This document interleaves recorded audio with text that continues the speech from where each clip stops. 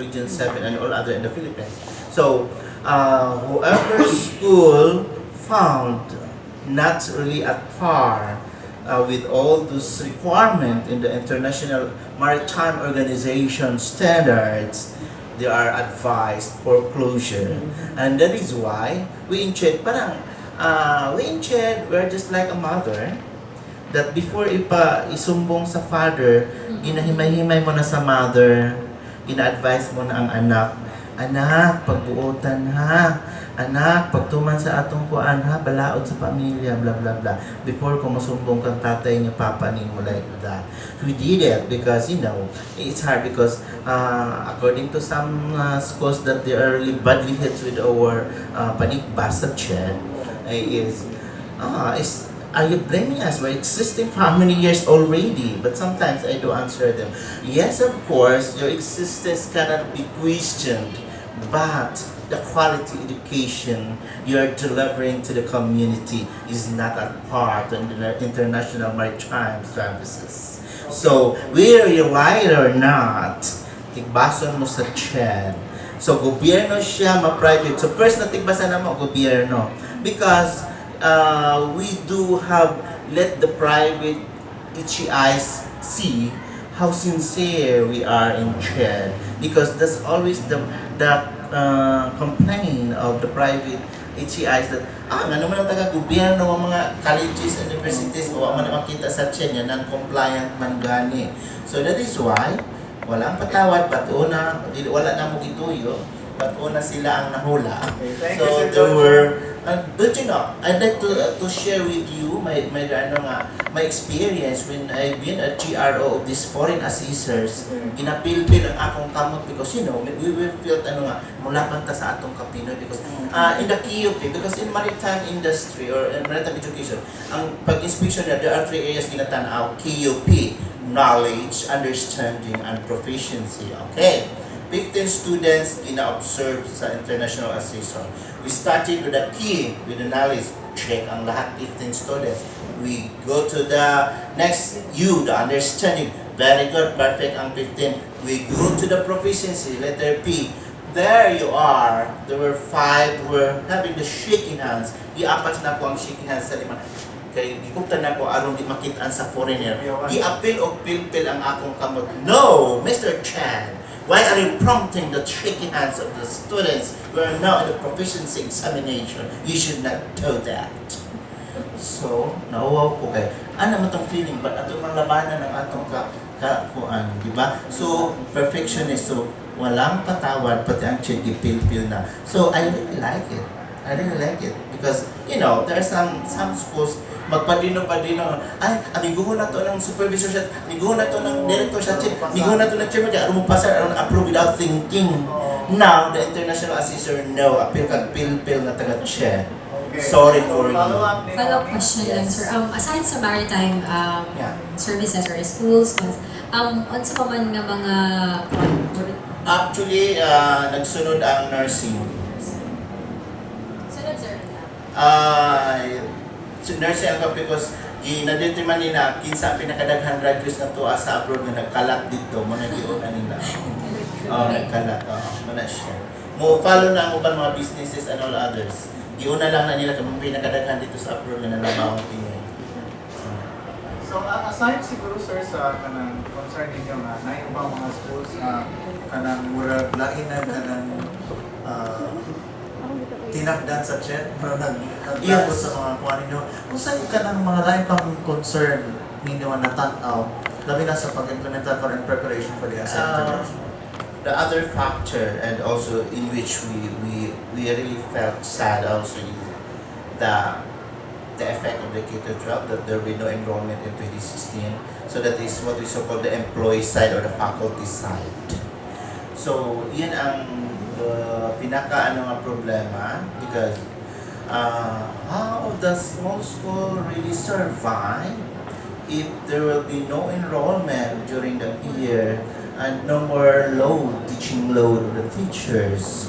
But I said no hiring. Sa mga schools, concentrate on the good ones and no hiring. Then applying the 3 R's, the retirement, retolling and retrenchment.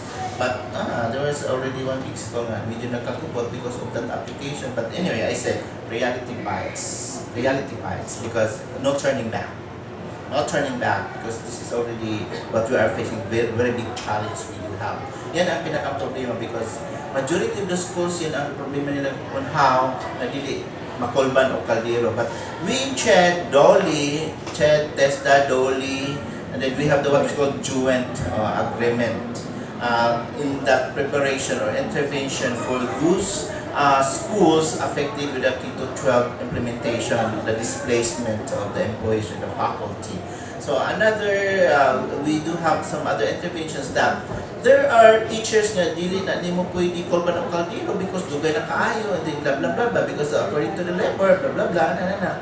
So, if these teachers really are, that's why I said, I'm happy now that the schools will do have so many researches. The faculty should have many research outputs. So these teachers who have no study loads will do have research activities like that. So there will be an equivalent to that. If this teacher is handling this research, all research, so therefore that's equivalent how much is the salary as a teacher, if 50,000 a month, 50,000 a month because all research and activities niya kasi wala siyang load. Okay, thank you so much. Yes. Mga nainunod kayong segue para sa sunod Yeah. na kong pangutanong, Sir Joe. Ang atong Directress sa Center for Policy, Research and Development Studies, CPRDS sa USJ-R, si Dr. Agnes Sequinio. Agnes, na-mention ni Sir Jojo ang kaimportante sa research as an alternative po sa mga teachers, no? Itong mga medyo mga problema po 2016. What has been done by USJ-R? Aning aspekto, Agnes? For USJ-R faculty members to be ready for that, we are conducting an enhancement capability training for research. We started that last year. So we have batch 2 already for this year. And so far, our faculty are really doing well. In fact, since last year, we were able to come up with a journal where we can, where it would allow our faculty members to also publish their outputs.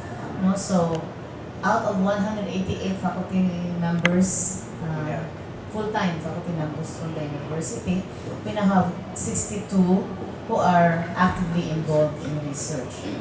So we're happy that the university is also very supportive, in terms of providing us with facilities, with funding, and everything that we need just to encourage our faculty to do research. Well, we know too well Manatay ka ng consultant, no? But we also partner with other universities. What universities are these? No? Yeah, starting last year, we worked with UV and Cebu Normal University. With Liceo de Cagayan, we also consult because they have been very active also in doing research that's in Cagayan de Oro City. So we also ask for help from these universities because as we try to enhance the capability of our faculty members, we needed resource persons. Aside from our consultant, Dr. Roberto Padua, who is really an expert, The research guru. the research guru, we can really say that he has helped us a lot in terms of sharing his expertise. He has been very generous in sharing his expertise with our faculty. Yes. Mga Agnes ka ng, di ba, i-mention ni Sir Jojo, quality, proficiency, intelligence. These are things very important in doing research. Ang question na ito, ma'am, is yung sa man nato pag-maintain ang kalidad sa research output sa ating mga faculty members nini sa San Jose, even among our partner universities? Actually, aside from having our consultant, because the consultant being an expert in the field,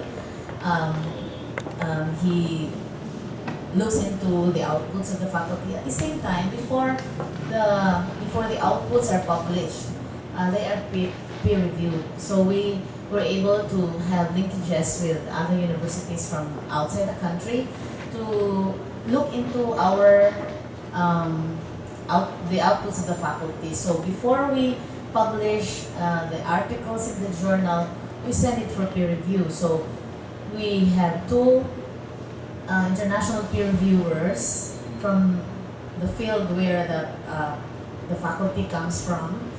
So we look into experts, in the same field to be able to review or become referees of the papers that they have finished. Is it okay to mention some of the universities abroad na gihimo na tong where our peer reviewers are? Is it okay? Or Yeah. pwede na? O sige. Pwede naman Are we siguro, allowed? Sir Sir Jojo. Okay. We have one from the Oklahoma State University, from Troy University in Alabama, from Dr. Radix is from this, I could not remember the name of the university. Wisconsin. From the Wisconsin University, University of Wisconsin, Massachusetts Institute of Technology. So we have professors, and in the last forum that I attended, I was also able to connect with University of South Africa, from the American University of Rome, because the forum was held there. So we were able to have linkages. We also were able to link with other universities through the attendance of our faculty to international conferences. So far we were able to send about 10, from for this school year. So at least through that we are able to connect with other scholars from other universities to also help us enhance and improve the quality of our output. So they send their comments, they suggest to make the paper really acceptable for international standards. So, lain-lain yung mga topics niya itong research mga prof. And the topics are actually based on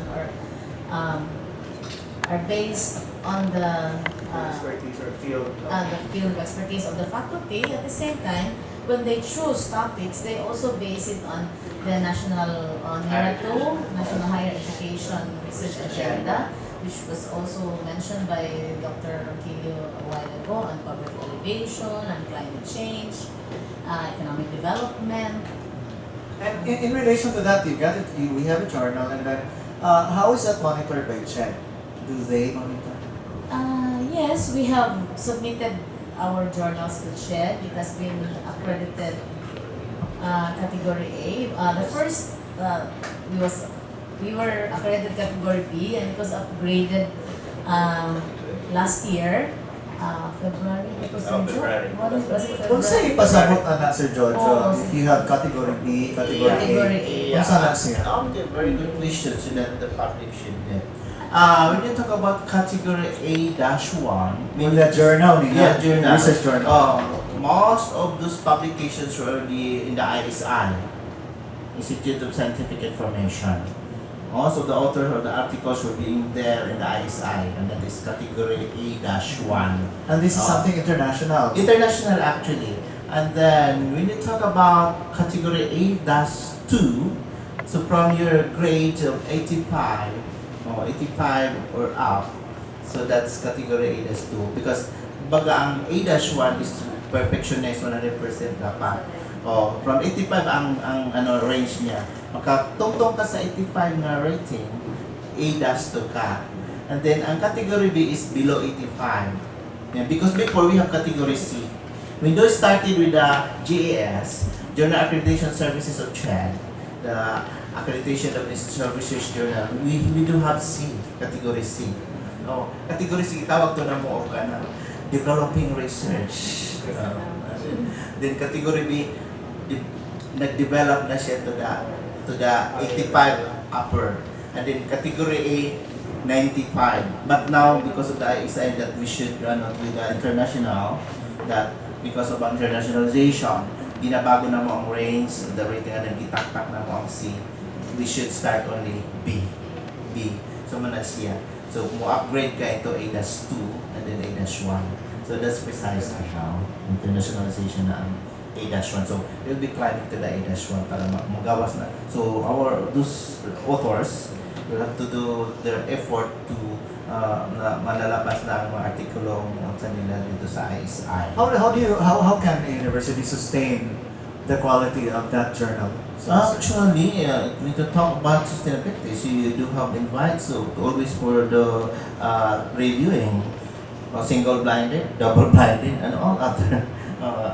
So single-blind always, review, review and meaning- double-blinded. Oo. Ang single-blinded, you will know pa sa more Review. or theory. Pag double-blinded, you don't know them anymore. Oo. So dun present internationally kay magkatulad mga utok sa ubang mga authors, critic, positive or negative.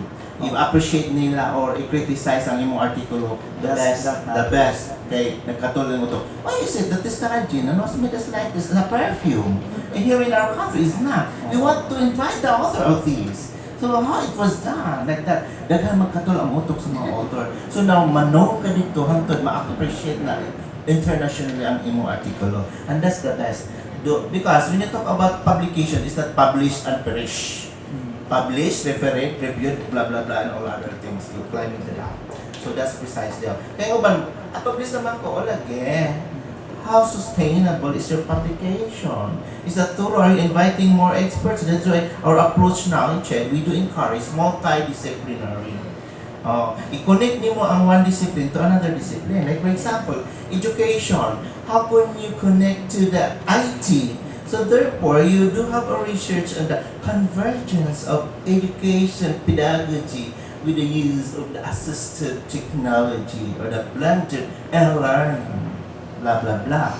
So like for example, as using the instruction with the aid of the technology, using the multiple intelligences of Howard Gardner, that the ENSYMA, the English, Science, and Mathematics is being addressed to one sitting only of the instruction for the few seconds. That you do have the English, Science, and Mathematics, you do present, okay, that these three areas will be presented with the use of the computer. There is a sound blaster. Okay. Alright class, have you seen this? This is a small letter A. Again class, the sound blaster mo yan sa computer. A. Okay, German nga kung ano nga. Busit. So in all the intonations, so the learner will hear. Okay. And next, you add another A, small letter. How many small letter A's are there, class? There are 2 small letter A's as in apple. Like that. You add another one. There are how many small letter A's are there, class? There are 3 small letter A's as in apple. And then you color it red, yellow, and green. And then, okay, out of the 3 small letter A's in apple, class, what have you seen there? What is this color? Yellow, ma'am. How about this? Red, ma'am. How about green, ma'am? Very good. So the English, the science, and mathematics are being addressed because English is apple. Science, well, an apple, the color of an apple is green, and there's a red, like that, blah, blah, blah. And then, how many? 1, 2, 3. Then, so the English, science, and mathematics are being addressed in just few seconds with the aid of the technology. Din ang teacher nag-drawing pa ditong apple, kadaghan sa computer o mga drawing diya, ipalukso-luksohon na nimo. Okay, you jump class like an small letter apple, A, like that. So